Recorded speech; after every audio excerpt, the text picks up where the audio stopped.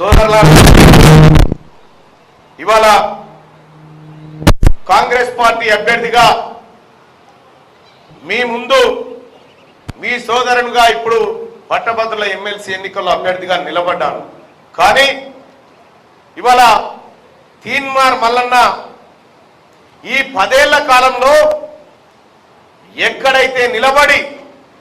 ఎక్కడైతే నిటారుగా నిలబడి ఈ ప్రజల హక్కుల కోసం ఈ ప్రజలను హింసిస్తున్న వారిపైన ఓ యుద్ధాన్ని ప్రకటించి కొట్లాడినటువంటి క్రమం మీ అందరికీ తెలిసిందే.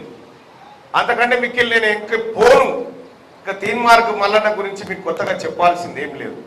కానీ ఒకటైతే మీ ముందు చెప్పాలి, అభ్యర్థిగా తీన్మార్ మల్లన్నకు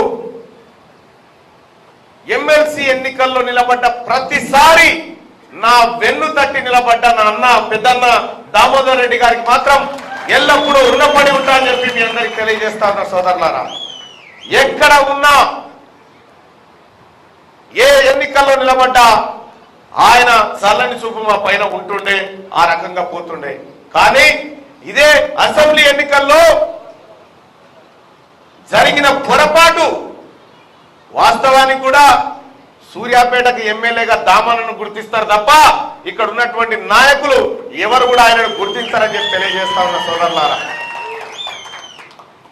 నాకు తెలుసు మొన్న జరిగినటువంటి పార్లమెంట్ ఎన్నికల్లో అన్న సర్వోత్తమన్న చెప్పినట్టుగా 40,000 కాదన్నా అంతకంటే ఎక్కువ మెజార్టీ సూర్యాపేట కాంగ్రెస్ పార్టీకి ఇవ్వబోతా ఉంది. అది అన్న దామోదర్ రెడ్డి గారి నాయకత్వంలో జరగబోతా ఉందని చెప్పి తెలియజేస్తా ఉన్నా. మరి పట్టభద్రుల ఎమ్మెల్సీ ఎన్నిక ఇది మేధావి వర్గం ఎన్నిక.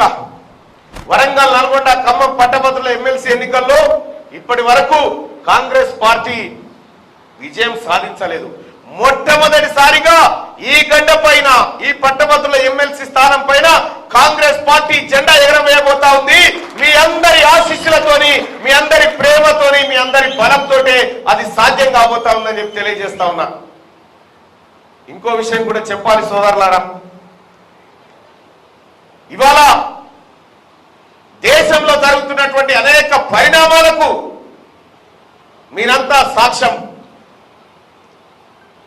400 సీట్లు వస్తే రాజ్యాంగాన్ని మింగేయాలని చూస్తున్నటువంటి నరేంద్ర మోడీ ప్రతినిధి ఈ ఎన్నికల్లో పోటీ చేస్తా ఉన్నాడు ఒక ఆయన. అందుకోసమే ఇవాళ ఇండియా కూటమిలో భాగంగా వామపక్ష పార్టీలు భారత రాజ్యాంగ రక్షణ యుద్ధంలో దిగినాయి. వాళ్ళందరికీ కూడా ప్రత్యేకంగా ధన్యవాదాలు తెలియజేస్తా ఉన్నాం ఈ సందర్భంగా. ఈ ఎన్నికలు ఒకటి కాంగ్రెస్ పార్టీ అభ్యర్థి మీ తమ్ముడు, మీ సోదరుడు తీన్మార్ మల్లన్న ఒక ఆయన, ఇంకొక ఆయన భారత రాజ్యాంగాన్ని రద్దు చేస్తాం, ఎస్సీ ఎస్టీ బీసీల రాజ్య హక్కులను కాలరాస్తాం, ముస్లిం రిజర్వేషన్లు తీసేస్తామని తిరుగుతున్నటువంటి ఇంకొక ఆయన ఉన్నాడు ఆడ బీజేపీ ఆయన. ఇక ఇంకొక పిల్లని పెట్టిన బీఆర్ఎస్ వాళ్ళు అది కొనేళ్తలేదు, మొదలెత్తలేదు. అది ఎటుపోతురో ఏం అర్థమైతలేదు. అది పాపం ఆ పిల్లగాన్ని దించిరు. ఫస్ట్ పట్టభద్రుల మద్దతు కావాలని వాళ్ళు తిరుగుతా ఉన్నారు, కానీ వాళ్ళ పార్టీల మద్దతే లేదు ఆ పిల్లని.